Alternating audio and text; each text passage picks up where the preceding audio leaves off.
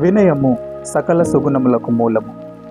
ప్రియమిత్రులారా, ఈనాటి ధ్యానాంశము 3 స్థాయిల వినయం. పునీత ఇన్యాసి వారు తాము రాసిన తపోభ్యాసాలలో ఈ అంశమును క్లుప్తముగా వివరించారు. మొదటి స్థాయి వినయము. ఇచ్చట మానవుడు దైవ చిత్తాన్ని విధేయిస్తూ సకల పాపములను పరిత్యజించడానికి నిర్ణయించుకుంటాడు. రెండవ స్థాయి వినయములో దైవ చిత్తాన్ని విధేయిస్తూ సకల పాపములను విడనాడుచు ప్రాపంచిక వస్తువుల మీద తనకున్న మోహాన్ని పరిత్యజిస్తాడు.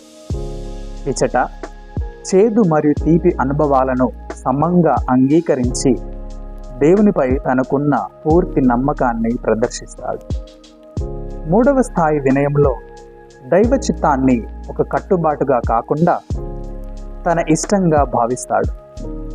తనను తాను దేవునితో గుర్తించుకొని క్రీస్తు నిర్ణయమే తన నిర్ణయముగా భావించి తనను తాను సంపూర్ణ సమర్పణ గావించుకుంటాడు.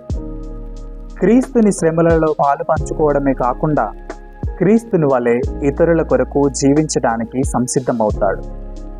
ఈ 3 స్థాయి వినయాలలో మనము ఏ స్థాయి వినయములో జీవిస్తున్నాము? పునీత ఇన్యాసి వారా, మా కొరకు ప్రార్థించండి.